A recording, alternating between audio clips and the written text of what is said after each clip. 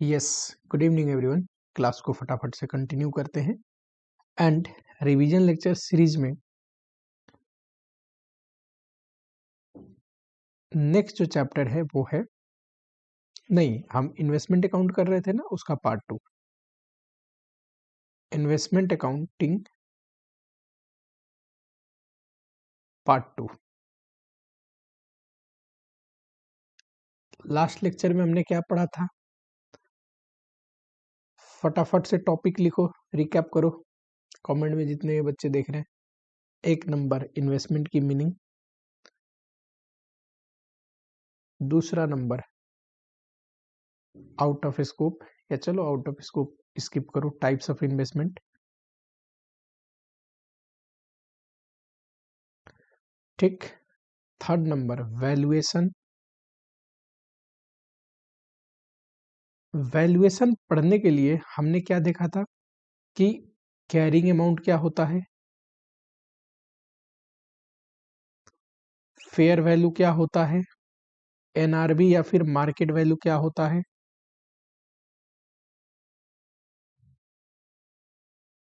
उसके बाद हमने क्या देखा था, बोलो फटाफट। वैल्यूएशन करने के बाद क्या क्या पढ़ा चुका मैं आप लोगों को? अकाउंट,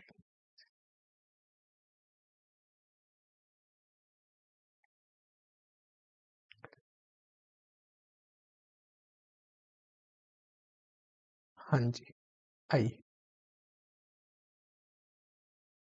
फिर हमने देखा था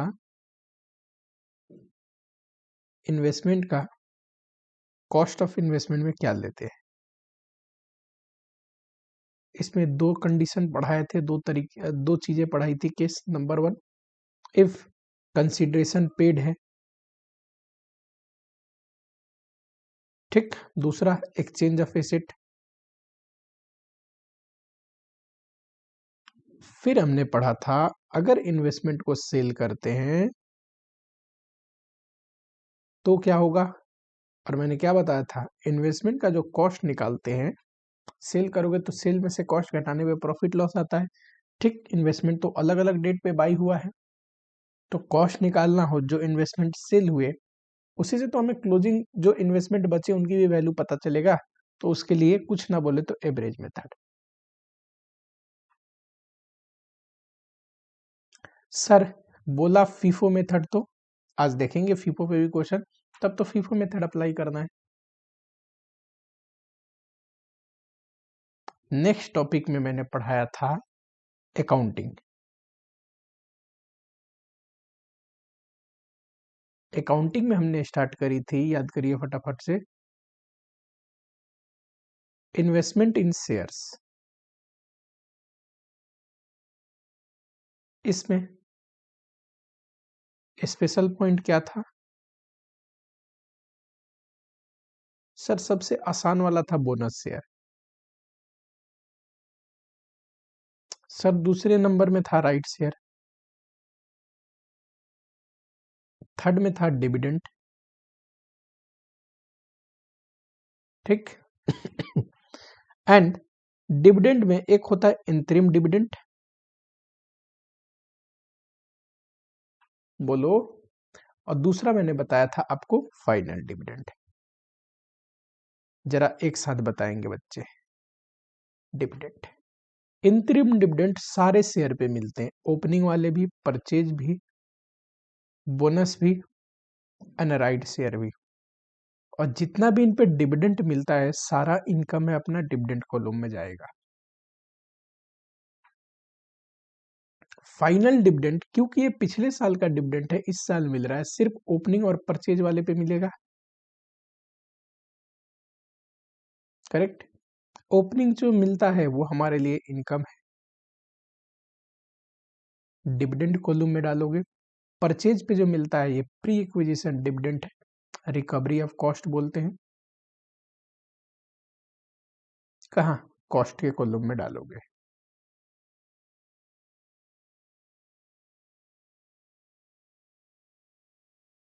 ठीक। यही सब पढ़े थे ना, बताओ फटाफट से।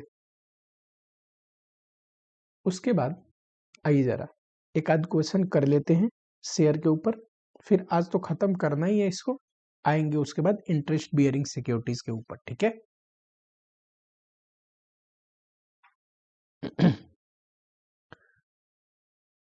लास्ट लेक्चर में कौन सा कोई तो क्वेश्चन कराया था मैंने,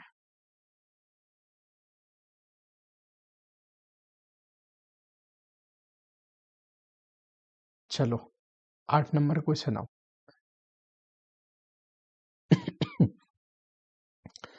1 अप्रैल को रजत हैज का मतलब ऑलरेडी है, ये ओपनिंग वैल्यू है इन्वेस्टमेंट की, ठीक। 50,000 इक्विटी शेयर जिसका बुक वैल्यू यानी कि बुक में कॉस्ट कितना है 15 के हिसाब से, नॉमिनल वैल्यू यानी कि फेस वैल्यू है 10। फर्दर इंफॉर्मेशन प्रोवाइडेड, कोई बात नहीं। क्वेश्चन नंबर 8 है, जरा फटाफट से देख लेते हैं। ये रहा, ये रहा। एक तो सर अमाउंट का कॉलम होता है कॉस्ट का, एक डिविडेंड का होता है, नंबर ऑफ शेयर का होता है, डेट का भी डालना होता है। चलो मैं डेट का स्किप कर दिया, मेरे पास स्पेस नहीं है।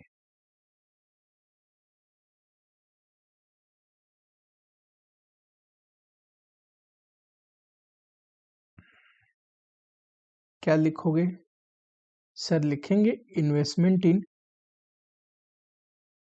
सिंपली इन्वेस्टमेंट अकाउंट भी लिखोगे तो चलेगा। हाँ जी, पर्टिकुलर्स, यहाँ पे number of share, dividend, cost, particulars, number of share, dividend, cost. Number of share के बदले कभी कभी नॉमिनल वैल्यू यानी कि फेस वैल्यू भी ले लिया होता है शेयर का, कोई दिक्कत नहीं है, ठीक है। चलो, टू बैलेंस बीडी, इन्वेस्टमेंट की ओपनिंग बैलेंस, डेबिट बैलेंस होगा 50,000 शेयर 15 के हिसाब से। बताओ 50,000 इंटू 15। नेक्स्ट 20 जून को परचेज किया 10,000 16 के हिसाब से। टू बैंक 10,000 16 के हिसाब से 1,60,000। 1 अगस्त को इश्यू हुआ 1 equity share bonus for every 6 share held to shareholder. 2 bonus share कितना सर? वर्किंग नोट नंबर 1, ये तो करने की भी जरूरत नहीं थी, बट कोई नहीं। अपने पास कितना शेयर है? 50 प्लस 1 60,000। बोनस कितना मिल रहा है? हर एक 6 के बदले 1, 1 फॉर एवरी 6, तो डिवाइड बाई 6 इंटू 1 कर दो 10,000। इसके लिए कुछ पे नहीं करते तो कॉस्ट के कॉलम में कुछ नहीं आएगा, ठीक है। 31 अक्टूबर को डायरेक्टर अनाउंस किया right share which entitle the holder to subscribe 3 share for every share held, और बाई कितना करना है राइट शेयर 15 के रेट से, ठीक।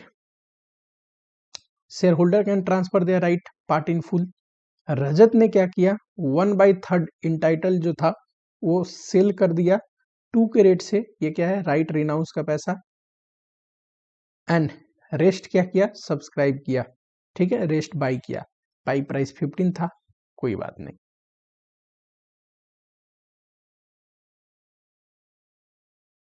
Working note number 2, right shares. अब हमारे पास 70 है 1000, देखो 50 था, 10 खरीदा 60, 10 बोनस मिला 70,000। हर एक 7 के बदले 3 मिलेगा तो टोटल 30,000 राइट शेयर आए, जिसमें से राइट रिनाउंस कितना हुआ 1/3, जो कि 30,000 का 1/3 10,000 आएगा, 2 के रेट से 20,000, करेक्ट। ये क्या है, हमारे लिए इनकम है, क्रेडिटेड टू पीएल, पीएल में क्रेडिट होगा। दूसरा, राइट परचेज कितना किया है,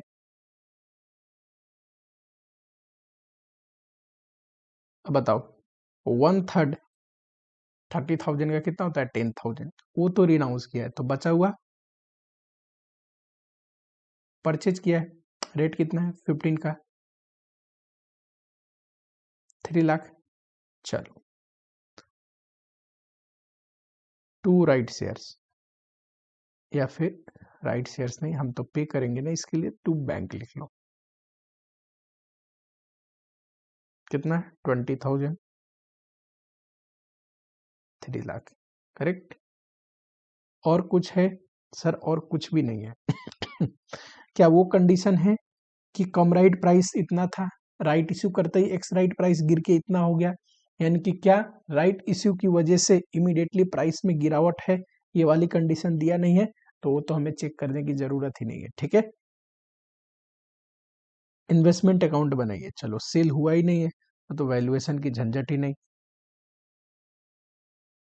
सेल हुआ होता तभी तो दिक्कत आती है कॉस्ट निकालने में, कि जो यूनिट सोल्ड हो गए उनका कॉस्ट एवरेज मेथड से निकालेगी फीफो, यहाँ तो कोई बिका ही नहीं है।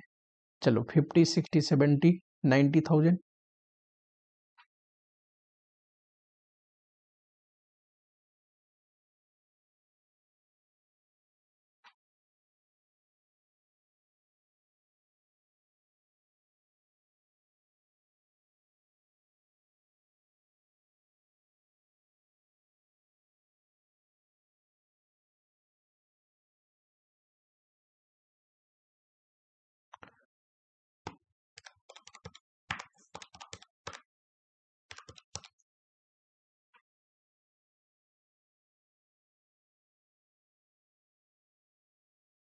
ठीक है, ये रहा अपना इन्वेस्टमेंट अकाउंट। चलो आगे बढ़ा जाए, आप लोग की इजाजत हो तो।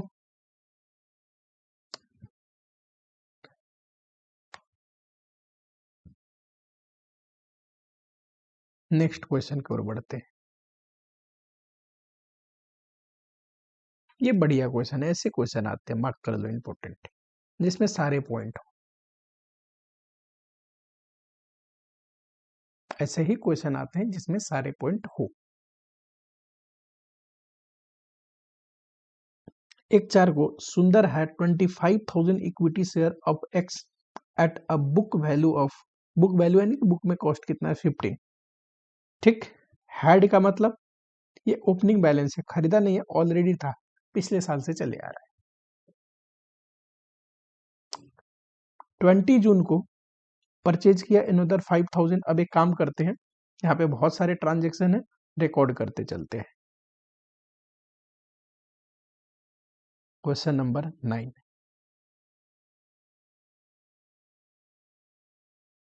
इन द बुक ऑफ, जो भी हो इसका बुक है सुंदर,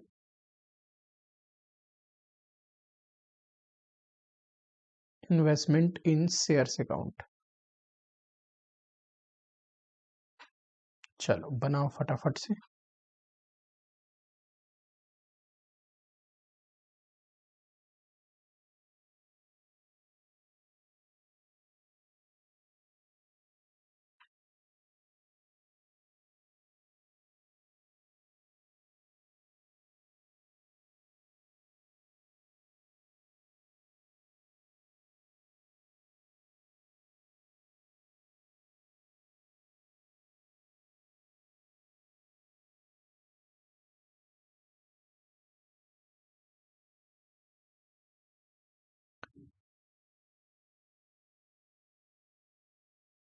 लिखिए,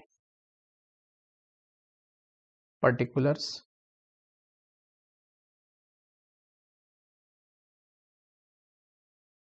number of share, dividend, cost, cost के बदले अमाउंट भी डाल सकते हैं लिख के,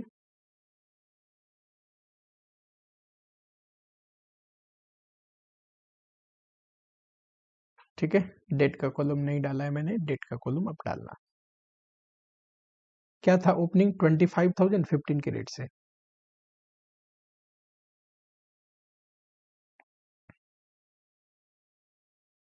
बताइए 25,000 into 15 3,75,000। Next, on 20 June purchase किया 5,000 शेयर 16 के रेट से। जब भी अकाउंटिंग करे देख ले कि क्या कोई ब्रोकरेज वगैरह लग रहा है। यहाँ पे कहीं पे भी नहीं दिया हुआ है, ठीक, कहीं पे भी ब्रोकरेज एसटीटी का इंफॉर्मेशन नहीं है। अगर लग रहा होता तो जब जब परचेज करते उसमें ब्रोकरेज और टैक्सेज वगैरह जोड़ते। 5,000 शेयर बाई किया 16 के रेट से,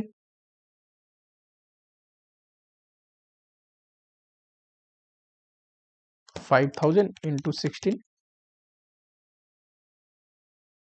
80,000। The director of x limited announces bonus share and right share. ठीक है, बोनस और राइट अनाउंस हो रहा है। पहले क्या अनाउंस हुआ है, डेट देखना, बोनस, फिर उसके बाद राइट। तो पहले एंट्री हमें बोनस का देना है, फिर एंट्री करना है राइट, क्योंकि आप एंट्री करते हैं डेट वाइज। लिखा है no dividend was payable on these issues. कौन सी डिविडेंड की बात कर रहा है, फाइनल डिविडेंड की। आपको मैंने पढ़ाया है कि फाइनल डिविडेंड इस साल जो बोनस शेयर है, इस साल जो राइट शेयर है, उस पर नहीं दी जाती, क्योंकि ये डिविडेंड पिछले साल का है। पिछले साल जो शेयर थे उन्हीं पे डिविडेंड होगा। बोनस कितना है सर, 1:6।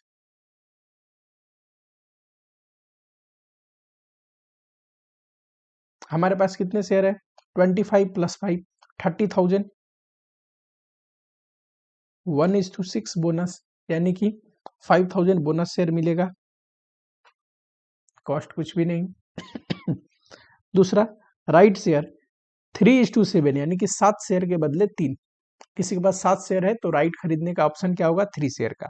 प्राइस कितना है, 15। देखो जो शेयर होल्डर है वो राइट अपना ट्रांसफर भी कर सकता है। उसने 33.33% ट्रांसफर किया शेखर को एट अ कंसिडरेशन ₹2। बताओ 33.33 मतलब 1/3। 1/3 करोगे और इंटू 100 तो ये आता है 33.33, यानी कि 1/3 ट्रांसफर कर दिया। ठीक है, चलो ये एंट्री पास करते हैं। टू बैंक, बताओ working note, number of right shares. बड़ा सिंपल है सर, कितने अपने पास शेयर है, 25। मैंने बोला था जब भी राइट और बोनस मिलता है, जितने भी एग्जिस्टिंग शेयर होता है सबको कंसीडर करना है।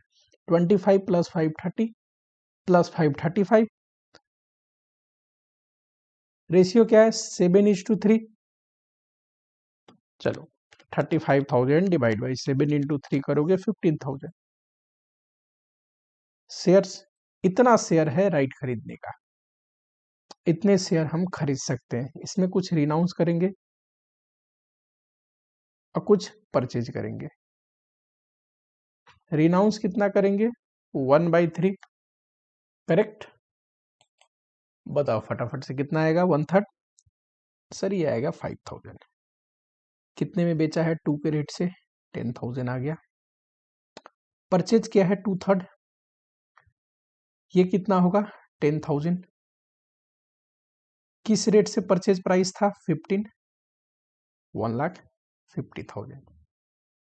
ये कहाँ जाता है, ये तो पीएल में जाएगा, पीएल में क्रेडिट होगा, इसको यहाँ इन्वेस्टमेंट अकाउंट में डालने की जरूरत ही नहीं। ये नॉर्मल परचेज की तरह रिकॉर्ड करते हैं।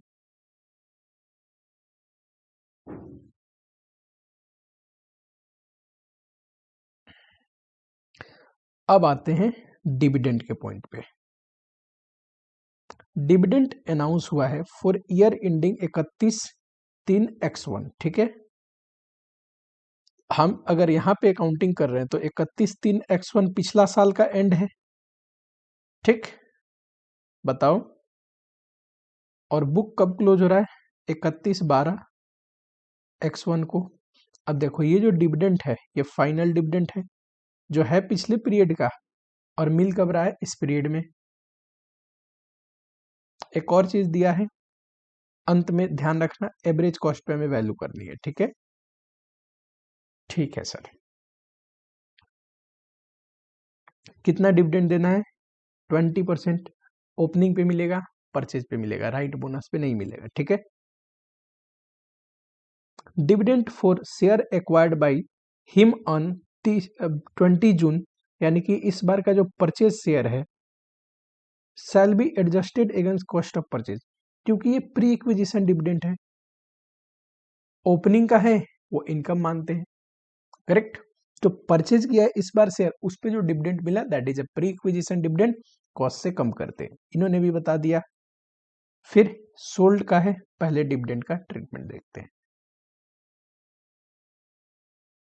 Working note number 2,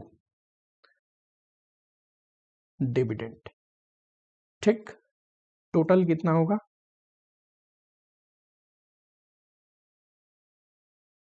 sir opening थे 25, खरीदा था 5, यही दो पे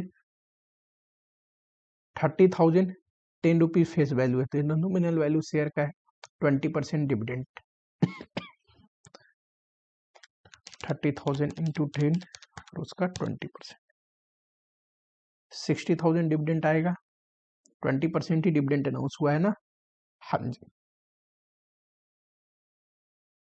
जिसमें से ये ओपनिंग शेयर्स जो थे उसके हिस्से का पता है कितना है? 25,000 थे ना, इंटू 10 इंटू 20%, 50,000। ये क्या है? ये हमारे लिए डिविडेंड इनकम है, और जो परचेज शेयर थे उनके हिस्से का जो 10,000 डिविडेंड है ये है रिकवरी ऑफ कॉस्ट। चलो डालो, बाई बैंक, और लिखोगे कि ये है भैया डिविडेंड, जो कि 50,000 तो इनकम है, 10,000 रिकवरी ऑफ कॉस्ट है। नेक्स्ट, शेयर सोल्ड किया है 25,000 एट अ प्रीमियम ऑफ 5, 10 रुपए का शेयर है, 5 रुपए प्रीमियम, 15 रुपीज सेल प्राइस है। वर्किंग नोट नंबर 3 देखो, प्रॉफिट या लॉस ऑन सेल निकाल रहे हैं, उसके लिए सेल प्रोसीड कितना है? सर सिंपल है, 25,000 बेचा है 15 के रेट से,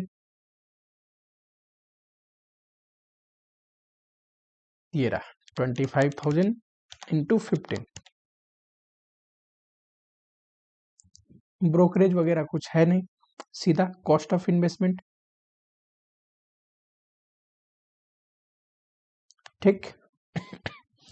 एवरेज कॉस्ट मेथड लगाना है। एवरेज कॉस्ट कैसे निकलता है? टोटल कॉस्ट, बताओ टोटल कॉस्ट कितना है? ये हमने पे किया था, फिर ये पे किया था, फिर परचेज किया तो ये पे किया, 3,75,000 प्लस 80,000 प्लस 1,50,000, करेक्ट, 6,05,000 है, माइनस ये रिकवरी ऑफ कॉस्ट है, इन्वेस्टमेंट के कॉस्ट से घटा है, तो ये माइनस कर दो 10,000, 595 आ रहा है।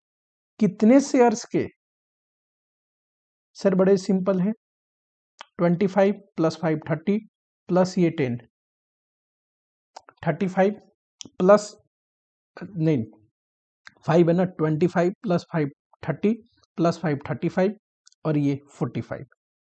सर 45,000 शेयर्स के हमने बेचे कितने हैं? 25,000, तो उसका कॉस्ट कितना आएगा?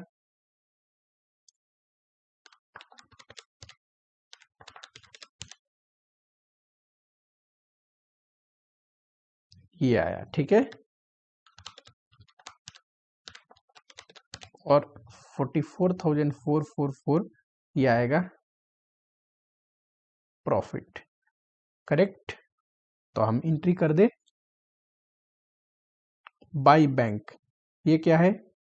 सेल, 25,000 बेचा, 3,75,000 का profit, profit and loss account 44,444 अंत में बाई बैलेंस CD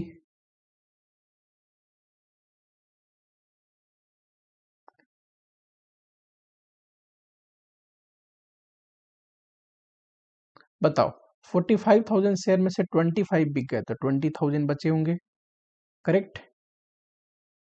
क्या हमें कुछ और इंफॉर्मेशन है? नहीं, बस बोला है शेयर को एवरेज कॉस्ट पे वैल्यू करो, ठीक है। तो एवरेज कॉस्ट निकालिए रिमेनिंग शेयर के, cost of closing shares. Sir 5,95,000 अगर 45,000 शेयर्स के थे तो 20,000 शेयर्स के कॉस्ट कितने होंगे?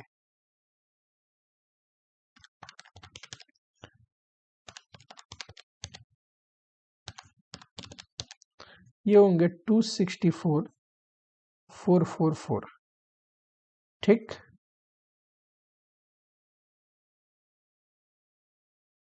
चलो बताओ कितना आएगा?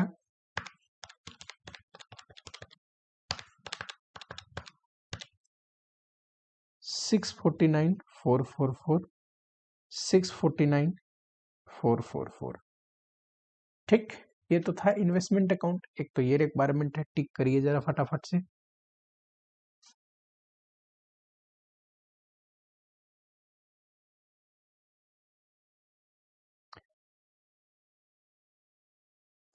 चलो नेक्स्ट एक और चीज पूछा है क्या, प्रॉफिट एंड लॉस अकाउंट बनाइए। अब हम कंप्लीट पीएल नहीं बना सकते, पीएल का सिर्फ एक्सट्रैक्ट बना सकते हैं, क्योंकि कंप्लीट पीएल बनाने के लिए हमारे पास पूरी पीएल का इंफॉर्मेशन तो है नहीं। तो जितना पीएल में जा रहा है ट्रांजैक्शन उसको दिखा सकते हैं। प्रॉफिट एंड लॉस अकाउंट ये क्या है? एक्सट्रैक्ट है, यानी कि कुछ उसके पोर्शंस है, जितना हम बना सकते हैं उतना ही बना पाएंगे, ठीक। इसके लिए आपको प्रॉपर फॉर्मेट बनाने की जरूरत नहीं, आप ऐसे बना सकते हैं। कहने का मतलब शेड्यूल 3 में जो फॉर्मेट है उस अनुसार बनाने की जरूरत नहीं है, ठीक। फाइनल अकाउंट, एमलगमेशन, ठीक, कंसोलिडेशन, यहाँ पे शेड्यूल 3 अनुसार बनाए। और सारे चैप्टर में वर्किंग वगैरह बना रहे हो, रिक्वायरमेंट बना रहे हो, उसमें नहीं।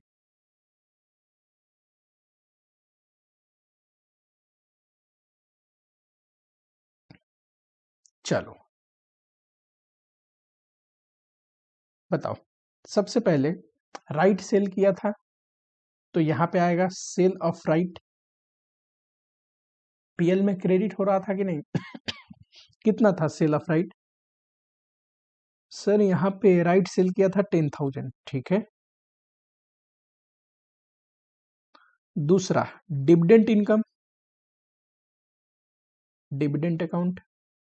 आपको पता है डिविडेंड में, एक बात बताना, 50,000 डिविडेंड इनकम कॉलम में रखा था हमने, करेक्ट। अब बचा हुआ 10,000 रिकवरी ऑफ कॉस्ट था। एक और चीज है, जब हमने इन्वेस्टमेंट बेचा तो वहां प्रॉफिट हुआ है, ठीक है। Profit on sale of investment कितना है? 44,444।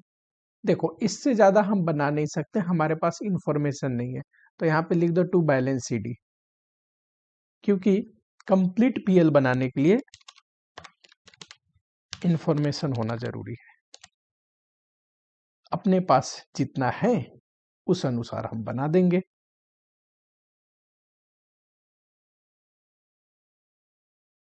करेक्ट।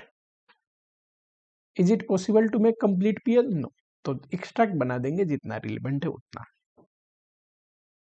नेक्स्ट और कोई क्वेश्चन है इसमें?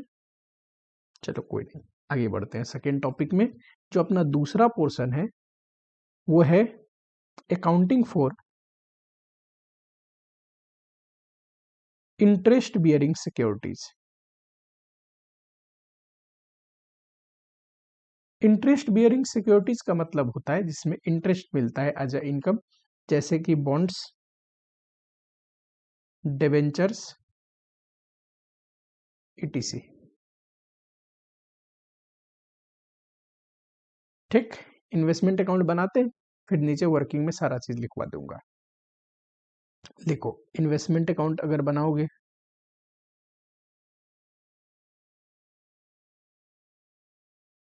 तो यहाँ पे स्लाइटली फर्क आएगा। क्या फर्क आएगा? कॉलम यहाँ पे भी 3 बनाना।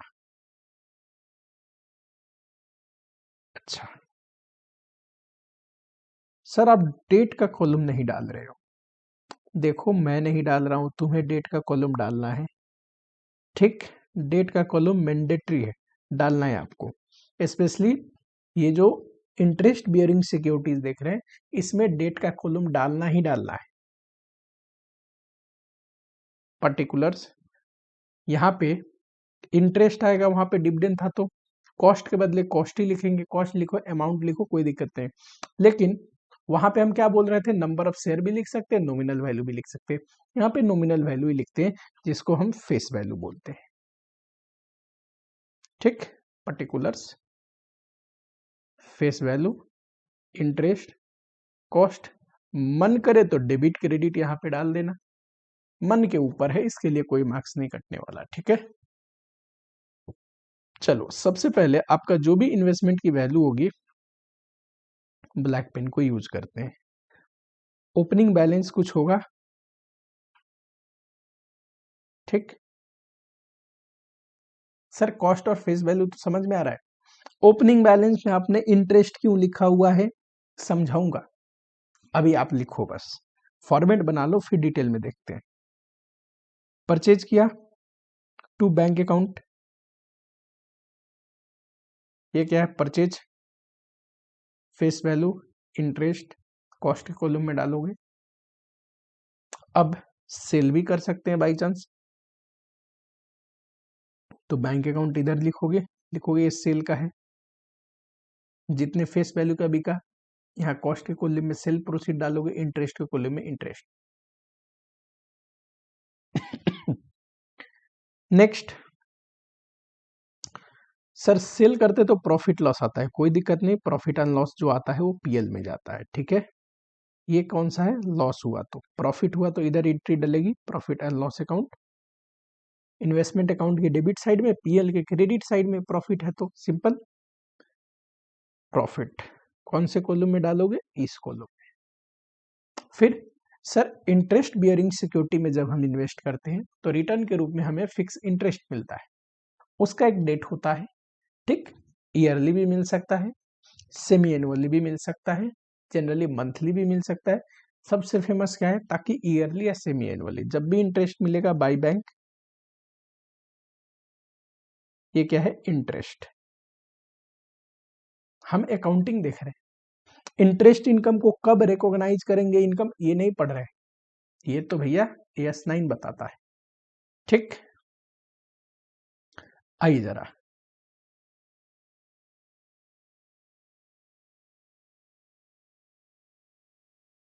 फिर यहाँ पे क्लोजिंग बैलेंस कुछ बचेगा तो बैलेंस CD। क्लोजिंग बैलेंस में भी इंटरेस्ट कंप्यूट करना है आपको, देखो इंटरेस्ट के कॉलम में मैंने लिखा है। सर परचेज सेल के टाइम में भी आपने इंटरेस्ट लिखा, सर इंटरेस्ट जब मिलेगा ड्यू डेट पे तब भी इंटरेस्ट लिखा। सर आपने तो ओपनिंग और क्लोजिंग में भी इंटरेस्ट लिख रखा है, हाँ जी लिख रखा है। ठीक है, टोटल करिए।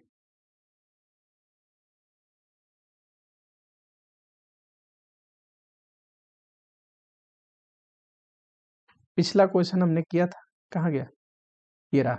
यहाँ 50,000 था ना, 50,000 डालो, मिस्टेक हो गया, छूट गया इनकम में, और ये 50,000 PL में जाएगा,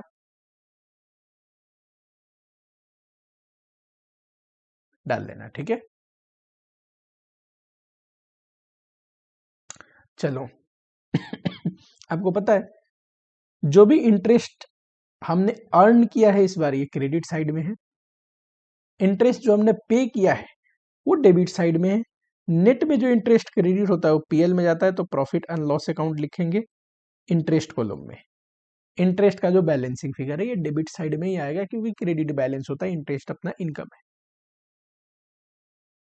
ठीक, कई बार जब हम इसकी वैल्यूएशन करते हैं, ठीक, करेंट इन्वेस्टमेंट हुआ तो आपको पता है कॉस्ट और fair value whichever is lower, तो वैल्यूएशन करने की वजह से जो प्रॉफिट लॉस अराइज होता है, लॉस ही अराइज होगा, वो कॉस्ट कॉलम में आता है, बैलेंसिंग फिगर, तभी तो बैलेंस होगा।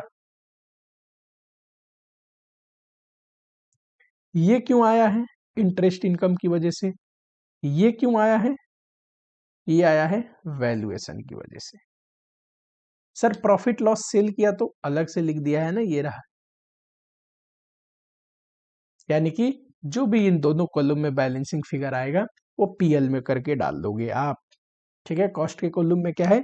वैल्यूएशन की होने वाली लॉस, और इंटरेस्ट के कॉलम में क्या है?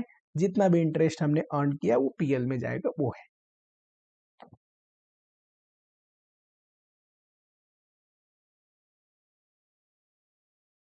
चलो अब बारी बारी डिटेल डिस्कस करते हैं। वर्किंग नोट के नाम में सबसे पहला परचेज।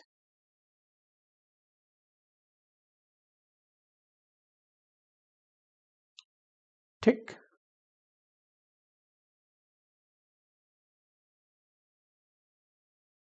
प्राइस अगर कम इंटरेस्ट दिया है आपको,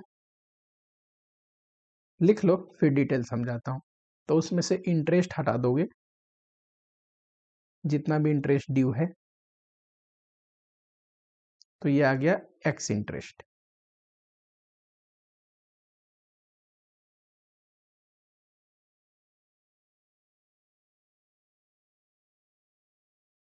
एक्स इंटरेस्ट प्राइस, यही है एक्चुअल परचेज प्राइस। ठीक, एंड आपको पता है परचेज जब भी करते हैं तो ब्रोकरेज, स्टाम्प ड्यूटी वगैरह पे करते हैं तो वो कॉस्ट में ऐड होता है। Brokerage, stamp duty. अब यहाँ पे मूवेबल प्रॉपर्टी में स्टाम्प ड्यूटी तो नहीं, एसटीटी करके दे सकता है, दे चाहे जिस नाम से हो, आपको ऐड करना है, कहने का मतलब ये। तो ये टोटल कॉस्ट हो गया, परचेज कॉस्ट। ये जो इंटरेस्ट है ये इंटरेस्ट कॉलम में जाएगा। देखो, परचेज करते टाइम इंटरेस्ट अलग से इंटरेस्ट कॉलम में है, और कॉस्ट कॉलम में ये जो कॉस्ट है वो कॉस्ट कॉलम में जाएगा।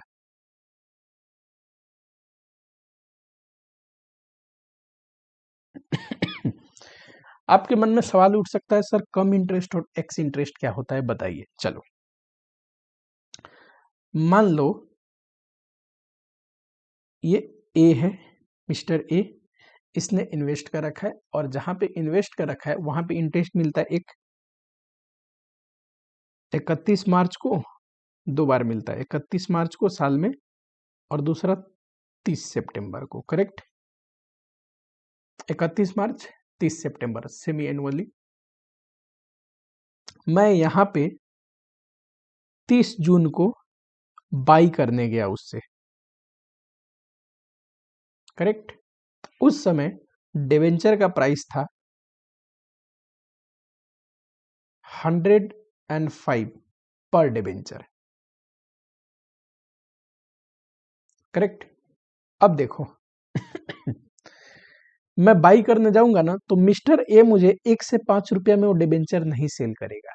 पता है क्यों? क्योंकि मिस्टर ए बोलेगा कि देखो 1 से 5 तो डिबेंचर की प्राइस है, लेकिन देखो लास्ट इंटरेस्ट यहां पे मिला था, उसके बाद अप्रैल मई जून 3 महीना इंटरेस्ट इस पे ड्यू हो गया है, 3 मंथ इंटरेस्ट ड्यू है, 3 महीने का ब्याज जुड़ चुका है ना। आफ्टर 3 मंथ तुम्हें तो इंटरेस्ट मिलेगा यहाँ पे, इंटरेस्ट। और कंपनी तो पूरा 6 महीने की इंटरेस्ट देगी ना, क्योंकि पिछले इंटरेस्ट से इस इंटरेस्ट तक का 6 महीने का पीरियड है।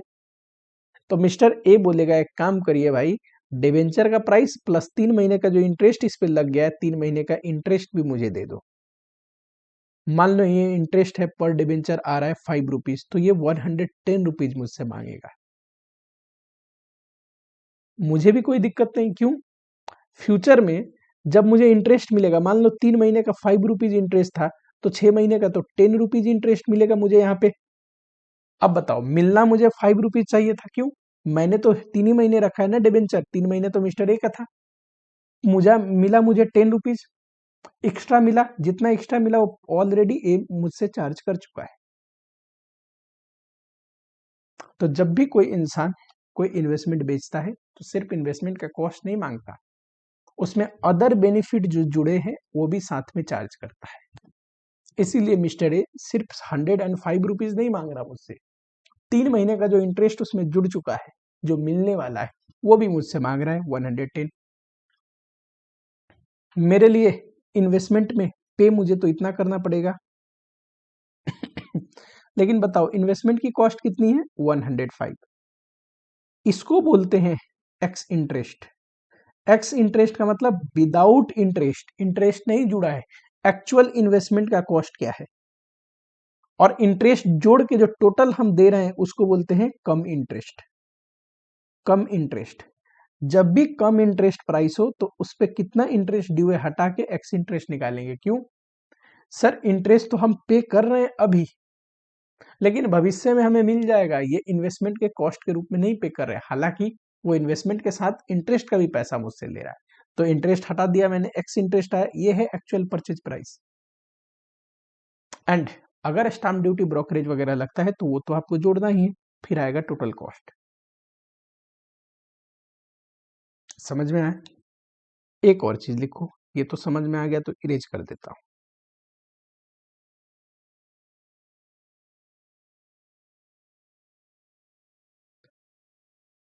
नोट, ये जो ब्रोकरेज और स्टाम्प ड्यूटी है,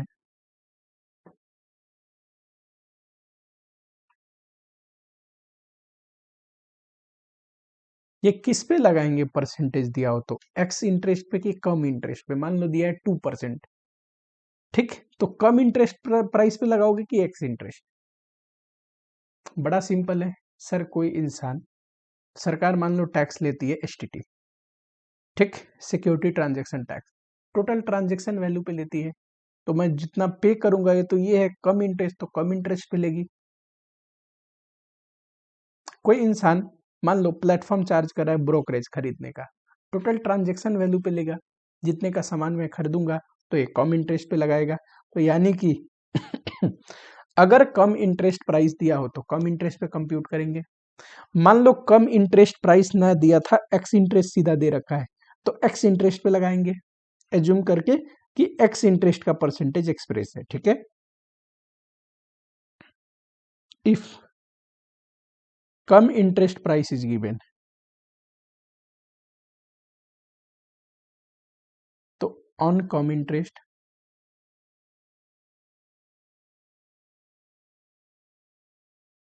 if ex interest price is given, तब वो परसेंटेज एक्स इंटरेस्ट पे लगाएंगे। अच्छा, क्वेश्चन ने क्लियरली बोल दिया एक्स इंटरेस्ट पे वो परसेंटेज लगाना है, तब तो दिमाग ही नहीं लगाना, एक्स इंटरेस्ट पे परसेंटेज लगाना है। ये कब लिखवा रहा हूं? जब ना दिया हो, करेक्ट। चलो अब समझ में आया, परचेज करते टाइम इंटरेस्ट उस पर कितना ड्यू है अलग से क्यों पता करना है? इंटरेस्ट को कॉलम में लिखने के लिए, क्योंकि वो इंटरेस्ट भी हम पे करते हैं। हम जिसको भी पे करते हैं सिर्फ परचेज का अमाउंट नहीं पे करते, जो इन्वेस्टमेंट का कॉस्ट है, साथ में इंटरेस्ट भी पे करते हैं। पर इंटरेस्ट हमारे लिए इन्वेस्टमेंट का कॉस्ट तो है नहीं, वो तो इंटरेस्ट ड्यू है, बाद में हमें मिल जाएगा।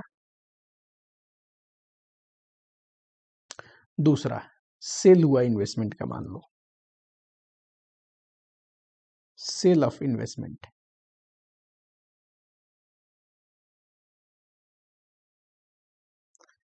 तो यहां प्राइस लिखोगे, मान लो कम इंटरेस्ट अगर दिया है तो सेल प्राइस में हम क्या करते हैं, जैसे हम परचेज में कर रहे थे तो बेचने वाला एक्स इंटरेस्ट प्लस इंटरेस्ट दोनों ले रहा था, अब हम बेच रहे हैं तो इन्वेस्टमेंट का कॉस्ट जो होगा एक्स इंटरेस्ट वो तो लेंगे, प्लस उसमें इंटरेस्ट ड्यू हो चुका है, कुछ दिन का इंटरेस्ट जुड़ गया है तो इंटरेस्ट भी लेंगे, ठीक। तो टोटल जो प्राइस है कम इंटरेस्ट यानी कि एक्स इंटरेस्ट प्लस इंटरेस्ट दोनों जुड़ के वो ये रहा, इसमें से एक्स इंटरेस्ट घटाएंगे, क्योंकि ये इन्वेस्टमेंट का सेल नहीं है, ये तो इंटरेस्ट ड्यू है,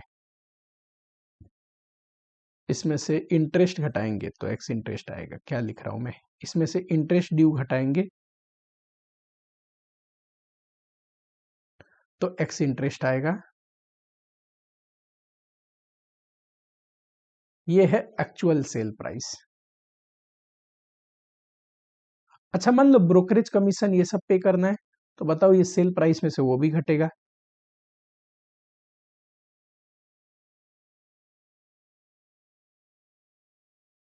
तो ये नेट सेल प्राइस,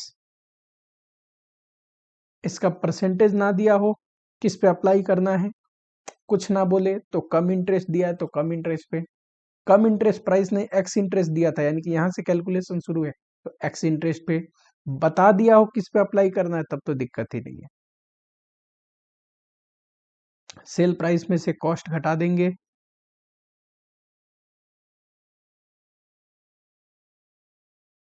तो ये आ जाएगा प्रॉफिट लॉस। इन्वेस्टमेंट का कॉस्ट निकालने का बताओ, वैसे तो तरीके बहुत है, प्रचलन में क्या है, एक एवरेज कॉस्ट मेथड, दूसरा फीफो मेथड लिफो क्योंकि बहुत जगह एक्सेप्टेबल होते नहीं, इसलिए लिफो मेथड से पूछता नहीं, ऐसा नहीं अकाउंटिंग नहीं कर सकते, अलाउड नहीं है। फीफो मतलब older purchase will be assumed to be sold first। पुराना वाला पहले बिका होगा, ये मानते हैं। अच्छा एवरेज कॉस्ट में क्या करते हैं, total cost divide by total unit कितना है, तो इससे एवरेज कॉस्ट आ जाएगा into sold unit.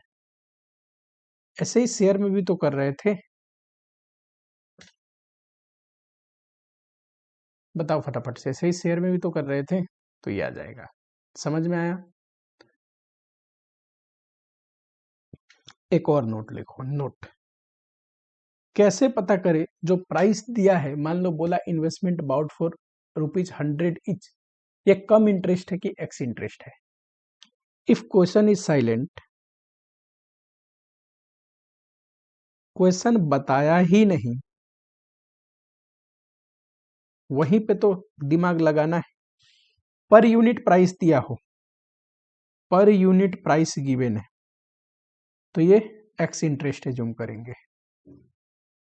Sir example बताओ, ऐसे हमें समझ में नहीं आता। मान लीजिए लिखा है 9% डिवेंचर परचेज एट 98 इच, यानी कि एक डिवेंचर का बोल रहा है ना 98, पर यूनिट प्राइस दिया है, एक्स इंटरेस्ट एज्यूम करेंगे, कुछ भी नहीं बोला तो ठीक है सर। दूसरा, इफ टोटल कंसिडरेशन गिवन,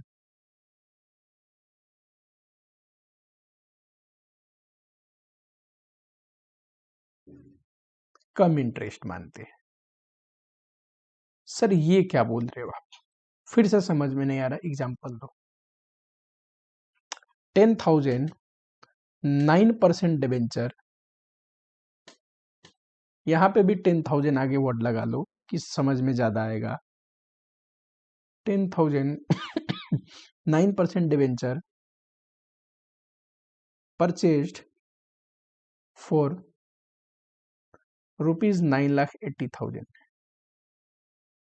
यहां बताओ क्या लगता है, यहाँ पे इच था तो एक डिबेंचर का प्राइस दिया था, यहाँ पे 9,80,000 टोटल कंसिडरेशन है, यानी कि पूरा 10,000 डिबेंचर का है, तो ये जो है ना इसको मानते हैं कि ये कम इंटरेस्ट प्राइस है। समझ में आया? टोटल कंसिडरेशन दिया हो सारे डिबेंचर का कम इंटरेस्ट, पर यूनिट दिया हो x interest.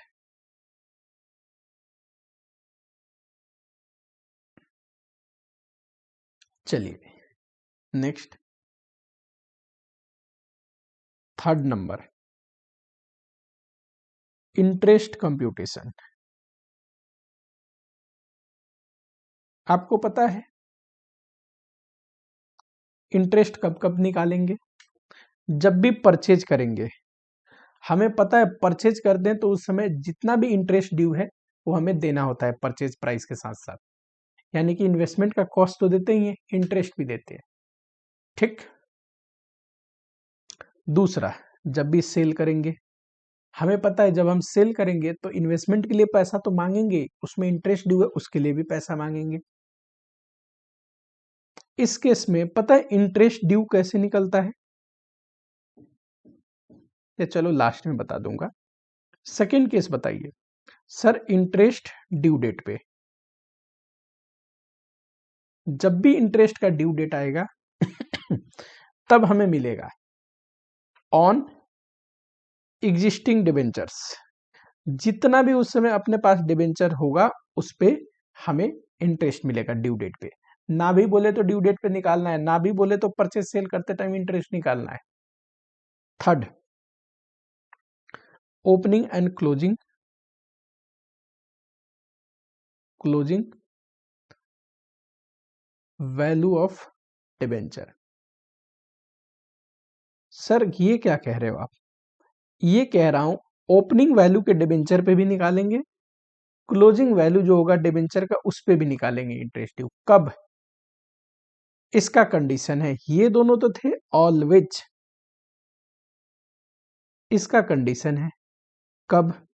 When interest due date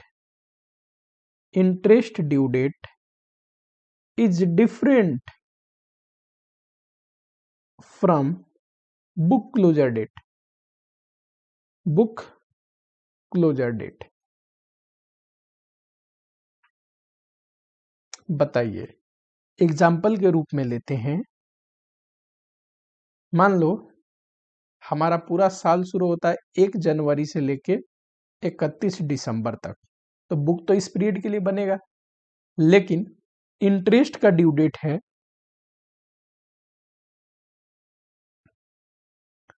March and सितंबर। अब बताओ, जब भी बुक बनेगा तो यहाँ पे ओपनिंग बैलेंस लिखेंगे क्या ओपनिंग बैलेंस में इंटरेस्ट को ड्यू है? जो ओपनिंग बैलेंस है डिबेंचर का, बिल्कुल। कैसे? सर इंटरेस्ट तो लास्ट कब मिला होगा पीछे, बताओ फटाफट से। मार्च में, क्योंकि आप कह रहे हो मार्च और सितंबर में मिलता है, तो मार्च में मिला होगा, तो यानी कि मार्च के बाद, नहीं, सितंबर में मिला होगा लास्ट, सितंबर के बाद अक्टूबर, नवंबर, दिसंबर, 3 महीने का इंटरेस्ट ड्यू है, 3 मंथ का इंटरेस्ट ड्यू है, 3 मंथ का, तो दिखाना पड़ेगा। सिमिलरली क्लोजिंग हो रहा है, बताइए, दिसंबर में। ठीक, इंटरेस्ट कब लास्ट में मिला होगा? सितंबर में। बोलो फटाफट से, सितंबर में मिला होगा कि नहीं? एक तो यहाँ पे मार्च में मिला ही होगा, एक मार्च में मिलेगा, एक सितंबर में मिला। अब जब ये क्लोजिंग करे तो कितने महीने का इंटरेस्ट ड्यू है? अक्टूबर, नवंबर, दिसंबर, 3 मंथ का, तो ये दिखानी पड़ेगी। पर वही बुक क्लोजर डेट और इंटरेस्ट ड्यू डेट सेम होता। मान लो बुक बनाते 1 अप्रैल से लेके 31 मार्च, तब नहीं दिखानी पड़ती। क्यों? ओपनिंग बैलेंस कब? 1 अप्रैल का। इंटरेस्ट कब मिला? 31 मार्च का, कल ही शाम को मिला है। आज सुबह की ओपनिंग बैलेंस है, कोई इंटरेस्ट ड्यू नहीं है। बुक क्लोज कब हो रहा है? 31 मार्च। इंटरेस्ट किस दिन मिला होगा? 31 मार्च को इंटरेस्ट मिलता है, तो जितना भी ड्यू था इंटरेस्ट सब मिल गया, कोई इंटरेस्ट ड्यू नहीं है क्लोजिंग बैलेंस पे। यानी कि बुक क्लोजर डेट और इंटरेस्ट का ड्यू डेट सेम हो, कोई इंटरेस्ट ड्यू नहीं होता ओपनिंग क्लोजिंग पे। पर बुक क्लोजर डेट और इंटरेस्ट का ड्यू डेट डिफरेंट हो तो ओपनिंग और क्लोजिंग बैलेंस पे इंटरेस्ट ड्यू रहता है, वो हमें दिखाना है। याद रहेगा क्या? जब भी इंटरेस्ट मिलता है, इंटरेस्ट ड्यू होता है, तो पता है कब से होता है? लास्ट पेड, ठीक, से टिल डेट। यानी कि मान लो लास्ट इंटरेस्ट मिला होगा 31/3 को फॉर एग्जांपल। अब मैंने परचेज किया है 30/6 को, कितने दिन का इंटरेस्ट ड्यू होगा? तो हम क्या देखेंगे, 30/6 को परचेज किया, लास्ट इंटरेस्ट कब मिला है? 31/3 को। ठीक, अप्रैल, मई, जून, 3 मंथ, तो यानी कि परचेज करेंगे तो 3 मंथ का इंटरेस्ट कंप्यूट करना है। वैसे ही सेल करेंगे तो जिस दिन सेल किया पिछला इंटरेस्ट कब मिला है देख लेंगे, उतने महीने का इंटरेस्ट ड्यू होगा। जब भी इंटरेस्ट ड्यू निकालना हो कैसे निकालेंगे? ये अभी हम कंप्यूट कर रहे हैं, लास्ट कब इंटरेस्ट मिला है, इतने दिन का इंटरेस्ट ड्यू है। और ड्यू डेट पे जो इंटरेस्ट मिलता है वो 6 मंथ के लिए अगर है तो 6 महीने का इंटरेस्ट डालोगे आप, कितने पे? जितना डिबेंचर एग्जिस्टिंग है उस समय उतने पे, सिंपल। चलो एक आध क्वेश्चन करेंगे ना, फिर जाके रिदम बैठेगा।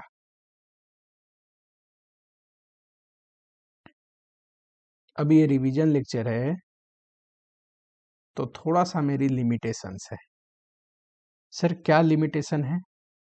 लिमिटेशन ये है कि रेगुलर बैच में जब इंसान पढ़ाता है ना तो समय लेके पढ़ाता है।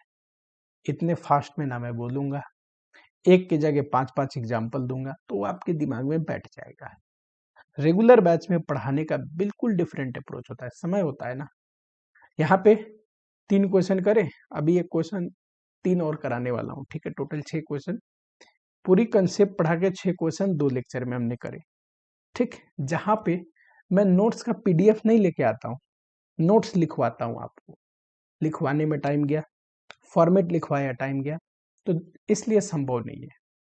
इसे अगर मैं 4-5 लेक्चर देके पढ़ाया होता तो बहुत ज़्यादा क्वेश्चन कराते, बहुत डेप्थ में पढ़ते, अपने पास एक्स्ट्रा 6-7 घंटे का लेक्चर बचता, तो बात अलग हो जाती है, ठीक है।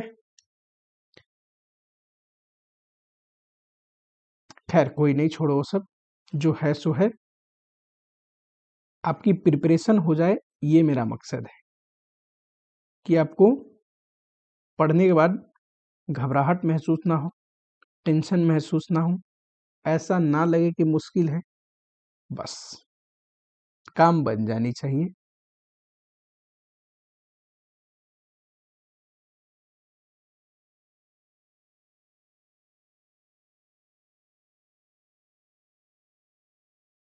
पर्टिकुलर्स क्या लिखते हैं? दूसरा face value, interest, cost, particulars, face value, interest, cost, correct.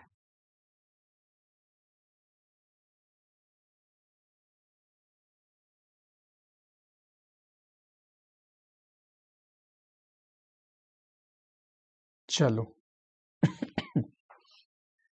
इस पे ना एक क्वेश्चन है आपके बुक में,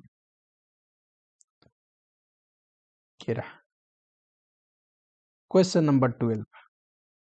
इस क्वेश्चन को इसलिए सिलेक्ट किया है क्योंकि इस क्वेश्चन में ना ब्रोकरेज वाला कॉन्सेप्ट भी है, ब्रोकरेज, और क्लियरली बोल रहा है to be paid for each transaction at ex interest price.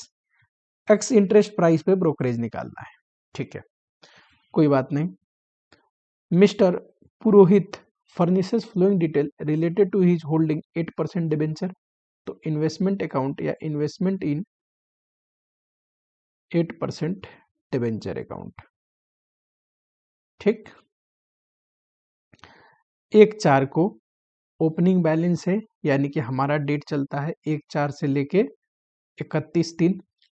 अच्छा, इंटरेस्ट कब मिलता है? 30 सितंबर 31 मार्च, यानी कि सर एक तो यहीं पे इंटरेस्ट मिला होगा, ठीक, फिर सितंबर में मिला होगा, फिर 31 मार्च में मिला होगा, यानी कि सर ओपनिंग और क्लोजिंग पे कोई भी इंटरेस्ट कंप्यूट करने की जरूरत नहीं है क्योंकि इंटरेस्ट आएगा ही नहीं, ठीक। जिस दिन हमारा बैलेंस बनाने का डेट है, ओपनिंग क्लोजिंग डेट है, उस दिन हमें इंटरेस्ट भी मिला है। चलो, ओपनिंग बैलेंस नॉमिनल वैल्यू कितना है? नॉमिनल वैल्यू का मतलब होता है फेस वैल्यू। फेस वैल्यू को छोटे में लिखा जा सकता है, इसलिए मैंने फेस वैल्यू लिखा है, ठीक। नॉमिनल वैल्यू लिखोगे तो उसके लिए भी स्पेस चाहिए। ये रहा, और ये कितना है? 1,18,000। टू बैलेंस बीडी, क्या मैं इंटरेस्ट कंप्यूट करूंगा? बोलो। नहीं करूंगा, क्यों? क्योंकि सर ड्यू डेट और ये जो बुक बना रहे हैं, बुक का क्लोजर का डेट सेम है, तो इंटरेस्ट कुछ आएगा ही नहीं, ठीक। 31 मार्च को इंटरेस्ट पे हुआ है और 1 अप्रैल को ये बैलेंस लिख रहे हैं, ठीक, तो कोई इंटरेस्ट ड्यू नहीं है। चलो, एक साथ को 100 डिबेंचर परचेज किया 98 के रूप में, टू बैंक। बताओ 100 डिबेंचर जब हम परचेज करेंगे लिख दो यहाँ पे परचेज, तो फेस वैल्यू क्या होगा 100 इंटू 100 10,000। ठीक, क्या उस पर कुछ इंटरेस्ट है? बिल्कुल है। आ जाओ जरा, एक साथ कोई है ना? हाँ, इंटरेस्ट कितना है? और जो प्राइस दिया है वो एक्स इंटरेस्ट प्राइस दिया है, एक्स इंटरेस्ट। ठीक, कम इंटरेस्ट होता तो इंटरेस्ट घटा के एक्स इंटरेस्ट पे लाते, ये तो एक्स इंटरेस्ट प्राइस है, कोई दिक्कत नहीं। इंटरेस्ट कितना है सर? 10,000 फेस वैल्यू है, 8% इंटरेस्ट मिलता है, ये रहा 8% पर, ये तो पूरे साल का है। इंटरेस्ट ड्यू कितना है? हम एक साथ को खड़े, लास्ट इंटरेस्ट कब मिला? 31 मार्च को, यानी कि अप्रैल जून 2 महीने का इंटरेस्ट पेंडिंग है। 1 जुलाई को तो मैं खड़ा ही हूँ, इंटू डिवाइड बाई 12 इंटू 2, कितना इंटरेस्ट आएगा?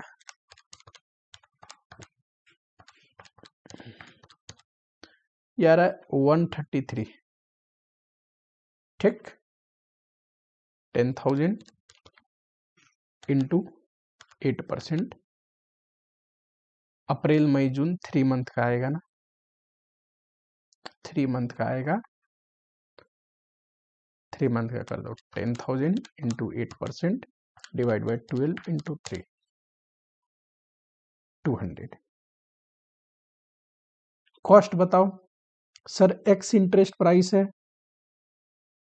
100 इंटू 98 प्लस सर ब्रोकरेज, वैसे ब्रोकरेज बोला है एक्स इंटरेस्ट पे लगाना है, नहीं भी दिया होता तो हम क्या करते? सर आपने पढ़ाया, जब एक्स इंटरेस्ट प्राइस दिया हो तो ब्रोकरेज एक्स इंटरेस्ट पे ही लगता है। 1% के रेट से लगा के बताओ।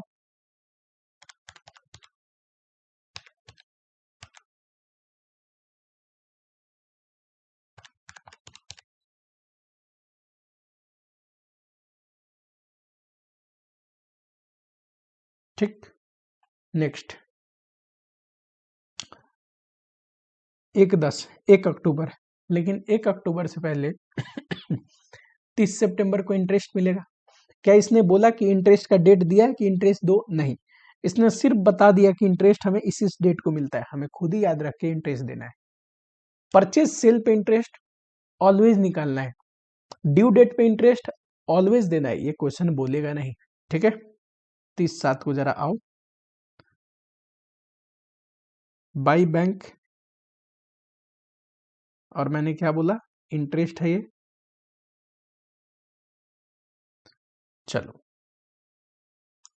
बताओ कैसे निकलेगा। मान लो 30/7 को आते हैं, 30/9 को इंटरेस्ट, मैंने क्या बोला? उस समय जितने भी एग्जिस्टिंग डिवेंचर है उस पे सब पे इंटरेस्ट आएगा अपने को।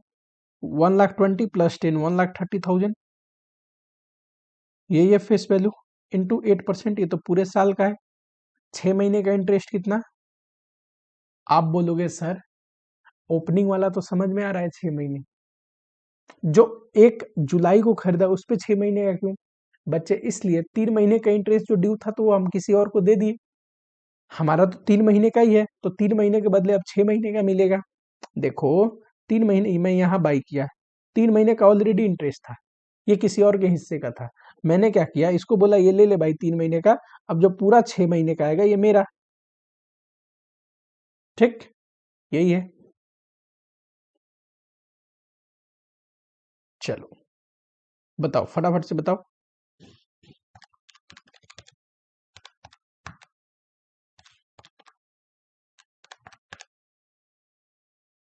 5,200। चलो नेक्स्ट, सोल्ड हुआ है 1/10 को 200 डिबेंचर, प्राइस क्या दिया है? X interest. ठीक है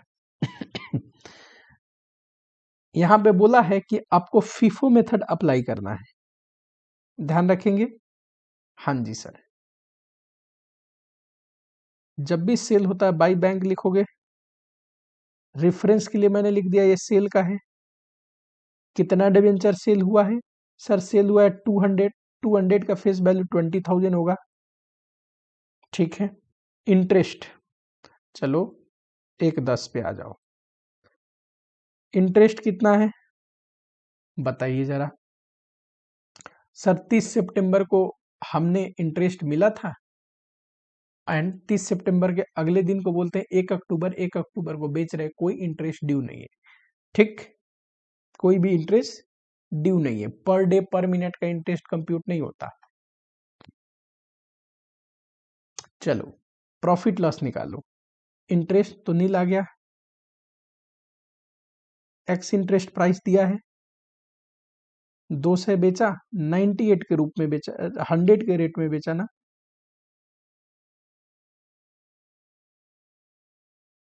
लेकिन ब्रोकरेज घटेगा 1%, इसी पे लगेगा 1%। बताओ 20,000 का 1% घटा दोगे तो 19,800 आएगा, क्योंकि 200 ब्रोकरेज। ये है price, net selling price, correct. इसमें से कॉस्ट ऑफ इन्वेस्टमेंट घटाओगे, FIFO method, first in first out, जो पहले है पुराना वाला है वो पहले बिका होगा, तो किसमें से बिका होगा? अपने पास ये पहले से था और ये परचेज किया, इसमें से बिका होगा। सर ये 1,20,000 फेस वैल्यू का कॉस्ट है 118, ओके सर 1,18,000 कॉस्ट है, 1,20,000 फेस वैल्यू का, तो 20,000 फेस वैल्यू का कॉस्ट कितना होगा?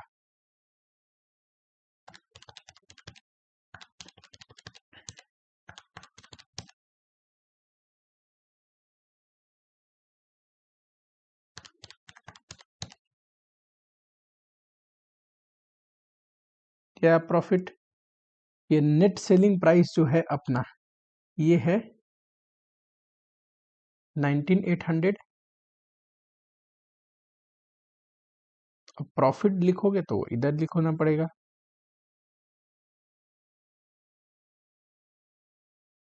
चलो आगे बढ़ो।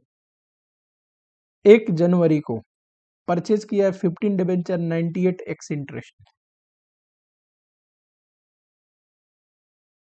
टू बैंक, 50 डिबेंचर है तो उसका फेस वैल्यू क्या होगा? 50 इंटू 100 5,000। इंटरेस्ट कितना ड्यू होगा इस पे? बताओ 1 जनवरी को, लास्ट इंटरेस्ट कब मिला है? सितंबर, अक्टूबर, नवंबर, दिसंबर, 3 महीने का।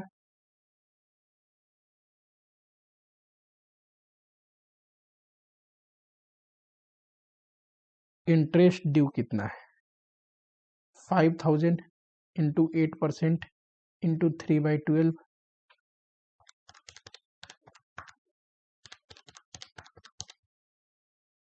100।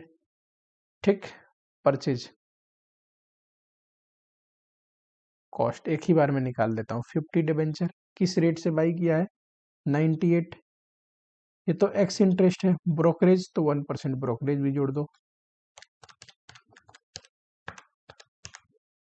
4949।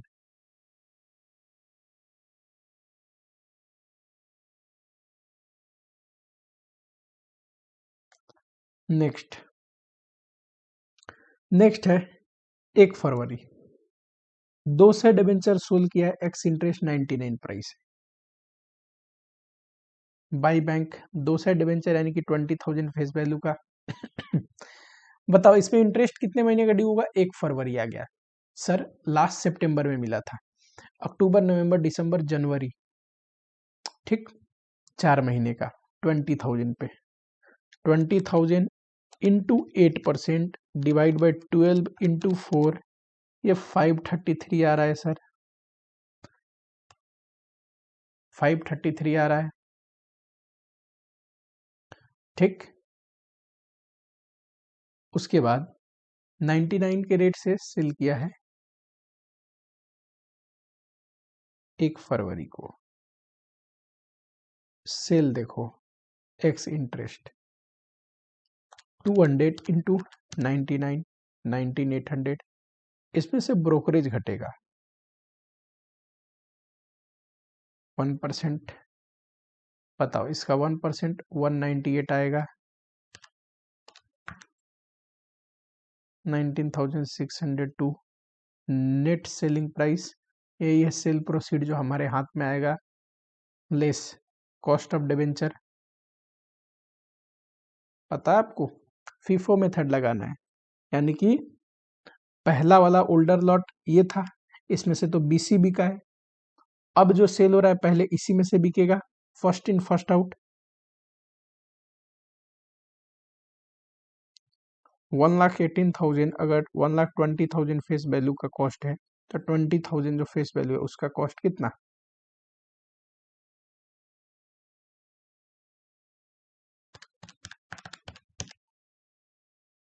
65। ये क्या है? लॉस।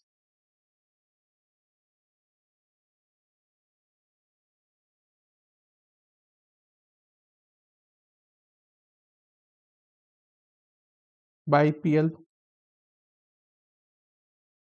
65। फिर खत्म हो गया, लेकिन इंटरेस्ट तो देना ही है ना 31 मार्च को। ठीक, बाई बैंक इंटरेस्ट कितना बताओ? 120 था, प्लस 10 130, प्लस 5 135, 1,35,000 फेस वैल्यू के डिबेंचर थे, जिसमें से 40,000 फेस वैल्यू के बिक गए, तो 95,000 फेस वैल्यू के डिबेंचर है। इंटरेस्ट कितना आएगा? 95,000 इंटू 8% और 6 महीने के लिए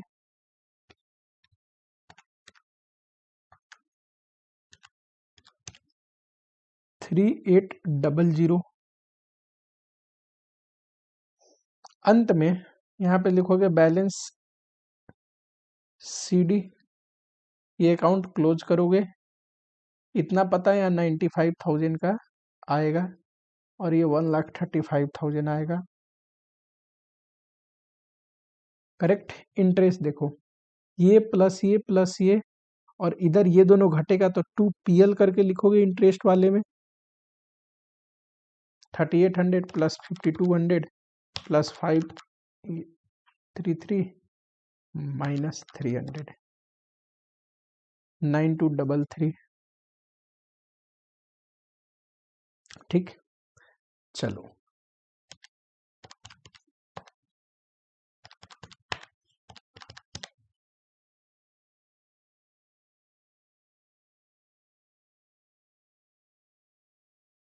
अब एक तरीका है,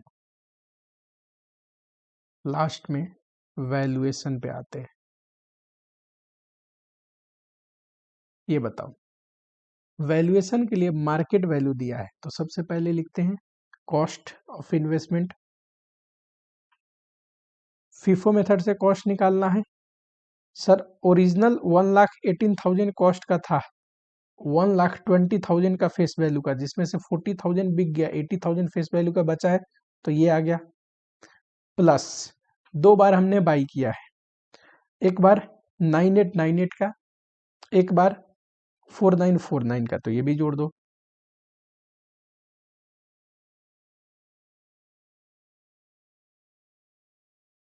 बताओ,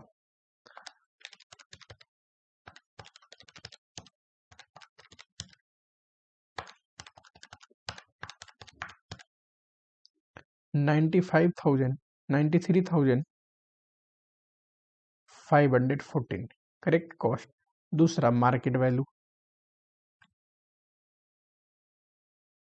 95,000 फेस वैल्यू का डिबेंचर है, डिवाइड बाय 100 करेंगे तो नंबर ऑफ डिबेंचर आ गया, इनटू बोलो 99 है मार्केट वैल्यू 99, तो ये मार्केट वैल्यू आ जाएगा।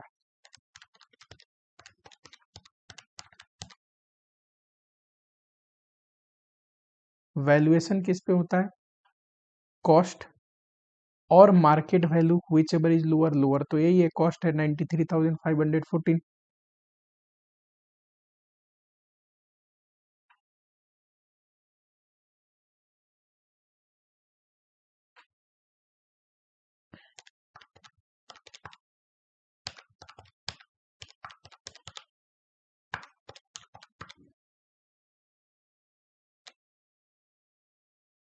चलो लिख लेना एक बारी जोड़ के।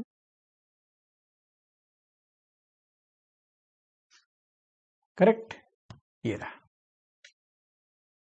टिक कर लो फटाफट से।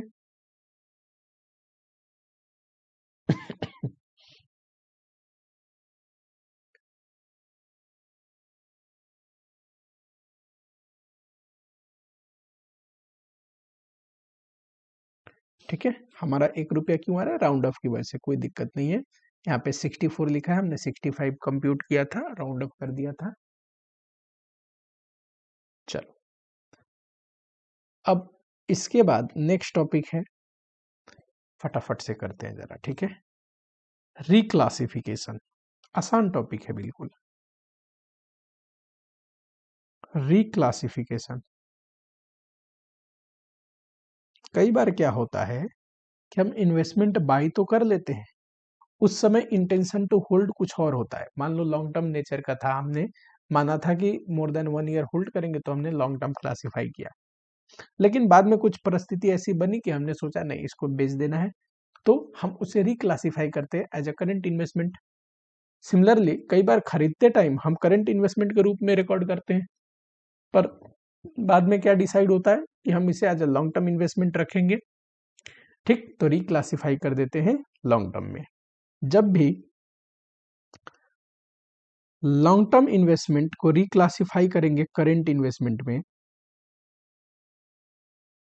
यानी कि पहले बुक में क्या था लॉन्ग टर्म इन्वेस्टमेंट के रूप में था, अब क्या करने जा रहे हैं? Current investment. तो जब भी रिक्लासिफाई करते हैं ना, एक बार वैल्यूएशन कर लेते हैं, वैल्यूड एट, ठीक, वैल्यूएशन करते हैं। लॉन्ग टर्म की वैल्यूएशन किस पे होता है? कॉस्ट पे, यानी कि कैरिंग अमाउंट पे होता है।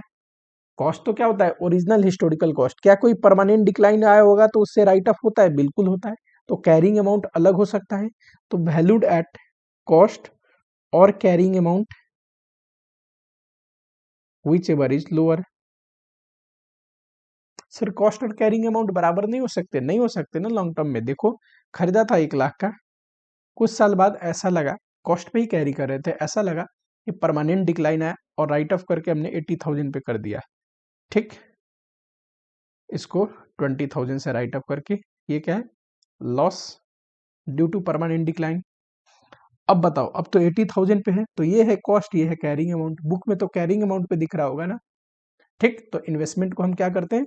कॉस्ट और carrying amount which ever is lower पे दिखाते हैं, ठीक है। एक बार ये रिक्लासिफाई करते टाइम वैल्यूएशन कर लिया, अब जिस वैल्यू पे कन्वर्ट हो गया उस पे एज अ करंट इन्वेस्टमेंट दिखता है, फ्यूचर में करंट इन्वेस्टमेंट है, तो हम वैल्यूएशन करते हैं करंट इन्वेस्टमेंट के अनुसार। अगर करंट इन्वेस्टमेंट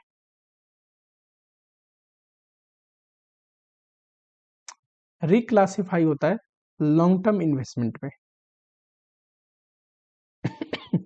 कोई दिक्कत नहीं, मैंने तो बोला ही। तो क्या करते हैं, एक बार हम वैल्यूएशन कर देते हैं, रिक्लासिफाई करते हैं पहले। अब करंट इन्वेस्टमेंट है, लॉन्ग टर्म में कन्वर्ट करना है, कन्वर्ट करने से पहले एक बार वैल्यूएशन करते हैं। करंट इन्वेस्टमेंट की वैल्यूएशन होती है कॉस्ट और fair value whichever is lower.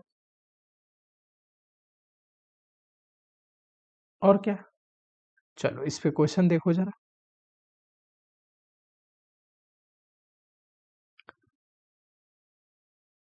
One to reclassify its investment according to a starting. Long term investment है mister A in a company A, cost कितना है? ये रहा, to be reclassified as a current.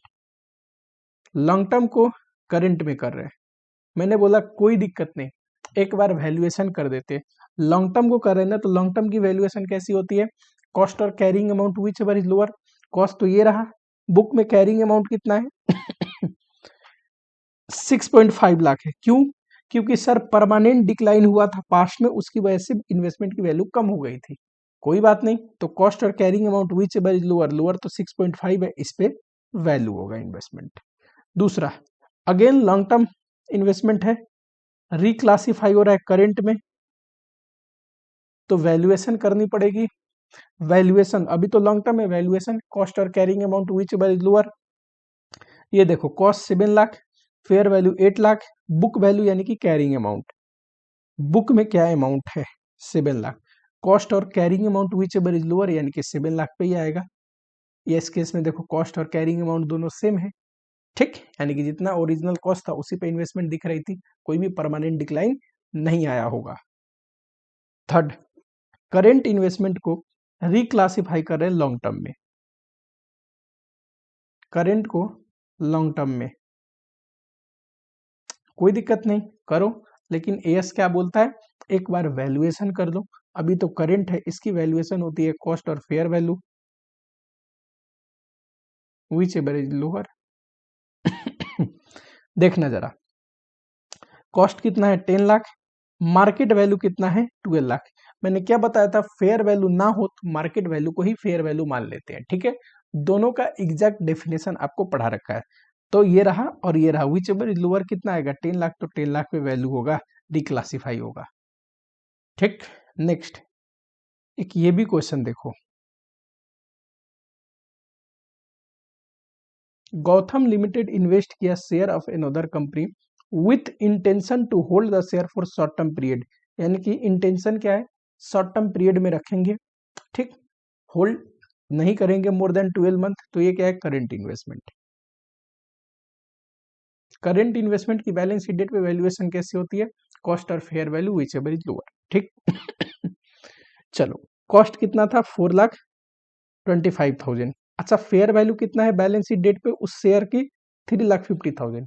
Valuation किस पे होगी, cost और fair value whichever is lower, तो लोअर तो 350 है, लोअर पे होगा। आगे देखिए, it has earlier purchase gold and silver इतना, पहले कभी गोल्ड और सिल्वर परचेज किया था और अभी तक है, यानी कि एक इंडिकेशन तो यहीं पे हो गया कि ये लॉन्ग टर्म इन्वेस्टमेंट है, intention to hold for a longer period. ऐसे भी गोल्ड और शेयर ना लोग कैपिटल एप्रिसिएशन के लिए बाई करते हैं with an intention to hold for a period more than 12 month, और प्लस ये ऑलरेडी देखो पहले से परचेज करके रख रखा है ना, तो इसकी इंटेंशन क्या लगती है, इंडिकेशन से लॉन्ग टर्म का। लॉन्ग टर्म इन्वेस्टमेंट है तो हमें फेयर वैल्यू से तो कोई मतलब नहीं, उसको किस पे करते हैं, कॉस्ट पे।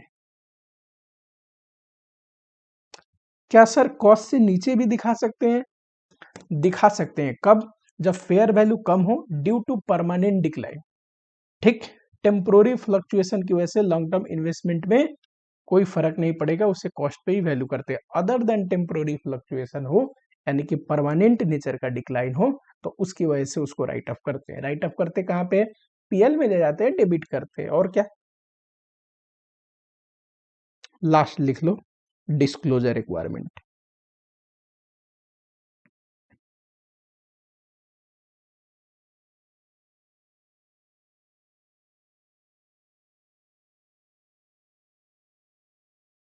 ठीक, आपको पता है शेड्यूल 3 में बैलेंस शीट बनाते हैं, साथ ही में पीएल बनाते हैं, साथ ही में नोट्स टू अकाउंट बनाते हैं। नोट्स टू अकाउंट में बहुत चीज हमें डिस्क्लोज करना पड़ता है, ठीक। डिस्क्लोजर रिक्वायरमेंट में हमें कुछ इससे रिगार्डिंग भी नोट्स में डिस्क्लोजर देना पड़ता है। नंबर 1, अगर हम कैरिंग अमाउंट डिटरमाइन करते हैं इन्वेस्टमेंट का कॉस्ट, तो फीफो मेथड से करें कि एवरेज मेथड से करें, कौन से मेथड से करें, क्या हमारा अकाउंटिंग पॉलिसी है, ठीक, वो हमें बताना होता है, ठीक है।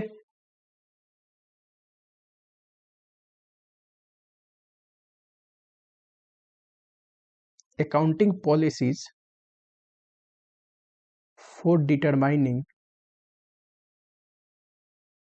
carrying amount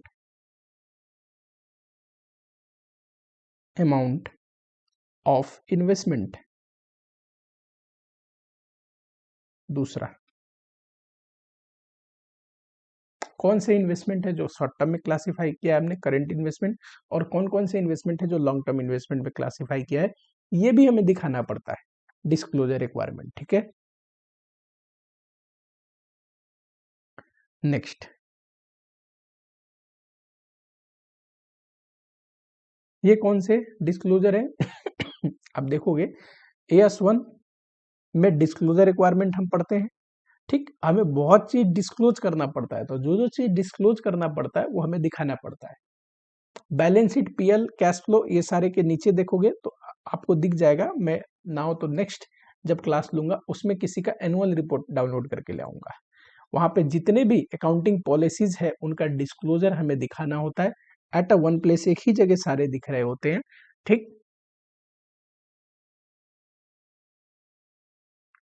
तो हमें अकाउंटिंग पॉलिसीज का डिस्क्लोजर देना होता है। दूसरा क्या दिखाएंगे इन्वेस्टमेंट के रिगार्डिंग, इन्वेस्टमेंट classified as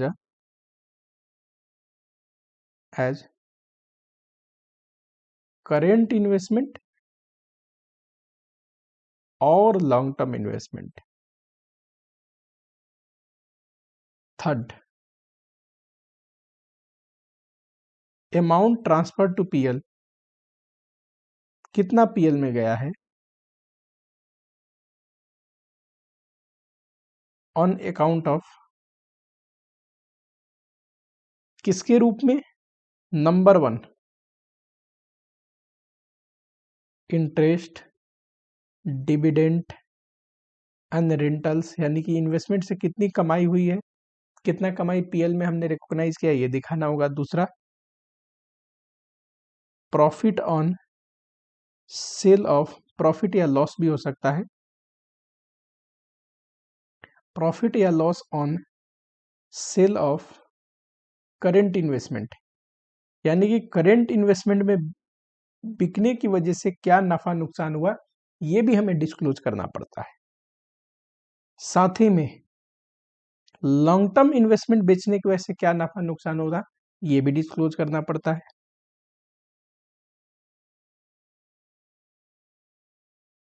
साथ ही में कैरिंग अमाउंट में चेंज आ गया,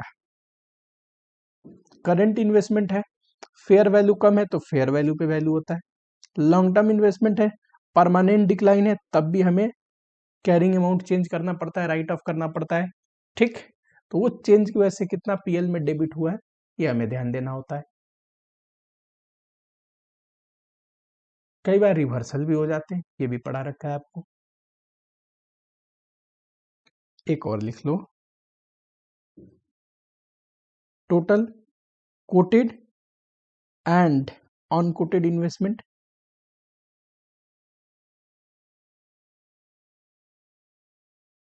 ऐसे समझ लो जैसे लिस्टेड अनलिस्टेड होते हैं।